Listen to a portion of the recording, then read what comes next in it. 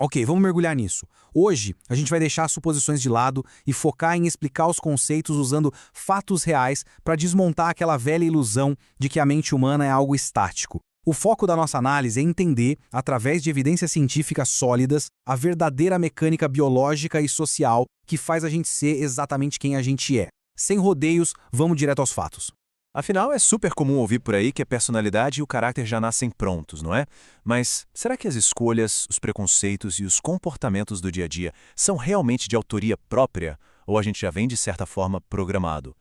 Para responder isso, nós vamos precisar embarcar numa jornada incrível, desconstruindo os mitos mais populares e aterrissando direto em realidades fisiológicas que são pura e simplesmente inegáveis. E para não nos perdermos, aqui está o nosso mapa cognitivo. Nós vamos passar por 6 conceitos: a ciência da mente plástica, a ilusão da escolha racional, a anatomia do preconceito, os labirintos do ego, algoritmos e o novo poder, e, por fim, a biologia da gratidão. E nada de teoria solta, certo? Cada um desses pontos vai estar super bem ancorado em dados concretos da ciência. Começando com o número 1, a ciência da mente plástica, do trauma à arquitetura cognitiva. Olha só, o primeiro grande mito que precisa cair é aquele de que o cérebro adulto simplesmente para de se desenvolver. A neuroplasticidade prova exatamente o contrário. A nossa arquitetura cognitiva está o tempo todo se remodelando com base nas experiências vividas. Mas como essa remodelação acontece quando a gente está sob pressão? Bom, tudo passa por um filtro cerebral chamado percepção mediadora. Estudos, como os de Crum e Salovey, lá de 2013, mostram que a forma como se interpreta o estresse muda a própria resposta biológica. Existe o eustresse, que é aquele estresse positivo, percebido como um desafio e que dispara uma neuroplasticidade super boa. E do outro lado tem o estresse tóxico, que bate quando vem aquela sensação de impotência total, inundando o cérebro com um cortisol extremamente prejudicial.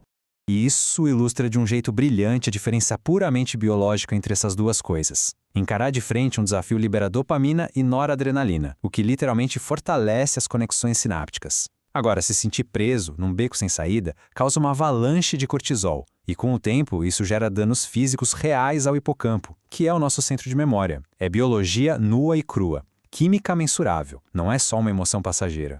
Transformar um trauma numa habilidade exige, então, um processamento cognitivo muito deliberado.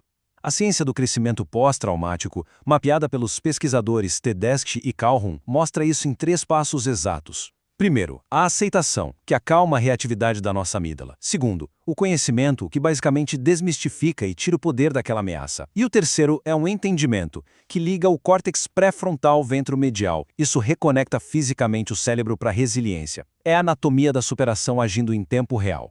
O que nos puxa para o ponto número 2, a ilusão da escolha racional, focando na biologia da tomada de decisão. Tem uma crença muito forte por aí de que o ser humano é puramente lógico e que a decisão perfeita é aquela totalmente fria. Só que as descobertas neurobiológicas do Antônio Damasio quebraram esse mito de vez. Os fatos provam que as emoções são requisitos biológicos fundamentais para que seja possível fazer qualquer escolha racional. Tem uma descoberta na neurociência moderna que é simplesmente sensacional. A nossa mente trabalha como se fosse um autêntico simulador de voo. A imaginação não é só um devaneio aleatório, é um cálculo biológico. O cérebro fica rodando simulações do futuro para calcular riscos e recompensas. E a mágica é que ele libera dopamina antecipatória antes mesmo que qualquer atitude física seja tomada. Para entender essa mecânica no dia a dia, a gente recorre ao trabalho ganhador do Nobel do Daniel Kahneman. O lance é que o cérebro é o fã número 1 de atalhos. A grande maioria das decisões fica a cargo do sistema 1, que é rápido, super emocional e opera no automático através de heurísticas. Já o sistema 2, que é aquele analítico estritamente lógico, gasta muita energia e raramente assume o volante logo de cara. Ou seja, na prática, o ambiente dita os nossos comportamentos muito antes da lógica sequer conseguir entrar em cena. Isso nos leva à parte 3, a anatomia do preconceito, desconstruindo o viés com a biologia. Tendo entendido bem esses atalhos mentais, dá para analisar um tema complexo de forma totalmente imparcial. Acontece que o cérebro humano tem um mecanismo biológico de sobrevivência supernatural, que cataloga tudo ao redor em frações de segundo. Só que é preciso observar com muito cuidado como esse instinto de notar diferenças visuais acaba sendo manipulado para construir sistemas inteiros de discriminação. Esse conceito sociológico é um ponto de virada na nossa análise. O cérebro de fato nota características distintas, certo? Mas atribuir qualquer valor de superioridade ou inferioridade a isso é um comportamento 100% aprendido, que vem da cultura. Historicamente falando, a ideia de raça nunca foi uma realidade biológica determinante, mas sim uma construção social usada para justificar o poder e o domínio sobre certos grupos. E para ancorar isso definitivamente na realidade, a ciência moderna entra com os fatos. O projeto Genoma Humano provou, sem deixar margem para dúvida, que as diferenças genéticas entre raças são estatisticamente insignificantes. Pasme, mas existe muito mais variação genética dentro de um mesmo grupo do que entre grupos geograficamente separados. Movimentos históricos pesados, como a eugenia, se baseavam totalmente em darwinismo social manipulado e não em biologia de verdade. Vamos então para o número 4, os labirintos do ego, dissecando personalidades sombrias. Saindo um pouco da esfera macrosocial, o olhar se volta para o indivíduo. É muito comum usar termos como narcisismo, egoísmo e psicopatia como se fossem a mesma coisa. Mas a psicologia clínica separa tudo isso baseado em fatos, mostrando perfis estruturalmente muito diferentes. Agora, o que é realmente interessante aqui é observar a mecânica interna desses perfis. A diferença é gritante. O narcisismo traz uma fragilidade enorme de ego e precisa desesperadamente de uma plateia para validar a própria imagem. O egoísmo tem uma fragilidade baixa. Os outros são vistos só como um obstáculo ou uma ferramenta para levar vantagem. O egocentrismo não tem necessariamente malícia, apenas um ponto cego, uma incapacidade de enxergar outras perspectivas. Já a psicopatia, essa opera numa frieza absoluta focada no poder, tratando as pessoas como objetos completamente descartáveis. Com base nessas evidências, surge a questão de como se proteger de personalidades predatórias. A psicologia sugere uma tática super prática chamada técnica da pedra cinza. A ideia é simples: agir e se tornar tão desinteressante e inexpressivo quanto uma pedra. Tirando qualquer reação emocional da jogada, corta-se o suprimento psicológico que alimenta a patologia desse predador. É uma ferramenta de preservação incrivelmente eficaz.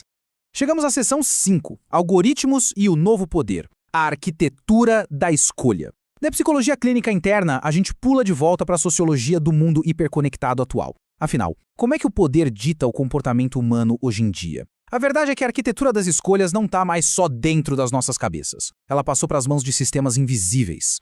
Vamos avançar e ver como isso se constrói numa linha do tempo bem clara. Na antiguidade, o poder era exercido através da força bruta e da coerção física. Lá no século XVIII, a coisa mudou para o controle da biologia e da saúde pública. Em 1945, o grande foco era o poder bélico nuclear. E hoje, no século XXI, nós mergulhamos de cabeça no poder algorítmico. Não é mais uma força que proíbe, mas sim uma manipulação super veloz que usa a coleta de dados para ditar comportamentos.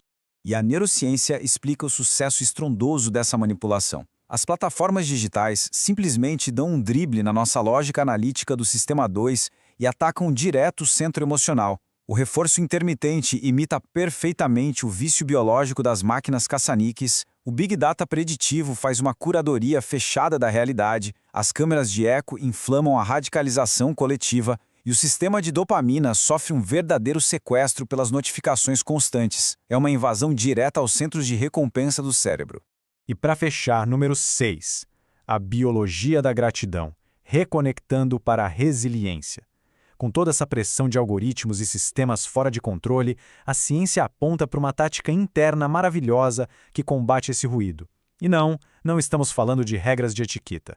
A gratidão é comprovada por estudos clínicos como uma competência biológica altamente eficaz na reversão de danos causados pelas ansiedades do mundo moderno. Trazendo a filosofia estoica lá da antiguidade para o campo da medicina factual, funciona assim. Viver no piloto automático de uma mentalidade de escassez mantém o corpo inundado de cortisol, acelerando o estresse crônico e enfraquecendo muito a imunidade. Em total contraste, entrar de propósito num estado ativo de gratidão liga uma área nobre chamada núcleo accumbens. Isso não apenas acalma, mas dispara a liberação de dopamina e ocitocina, chegando a estabilizar fisicamente a pressão arterial.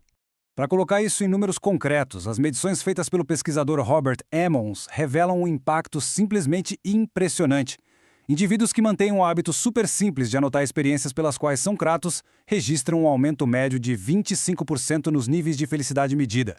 E não para por aí, eles ainda exibem uma qualidade de sono profundo infinitamente superior. É ciência biológica operando a nosso favor. Então, o ponto crucial de tudo isso é: agora que mapeamos a neurobiologia e entendemos as forças invisíveis que orquestram tantas das nossas ações no dia a dia, como aplicar esse conhecimento? A arquitetura cognitiva humana definitivamente não é uma escultura de pedra finalizada. Ela é uma massa plástica em constante remodelagem. E compreender as regras do jogo e os fatos reais por trás delas é o único jeito de sair da cadeira de passageiro para assumir o papel de verdadeiro arquiteto da própria mente.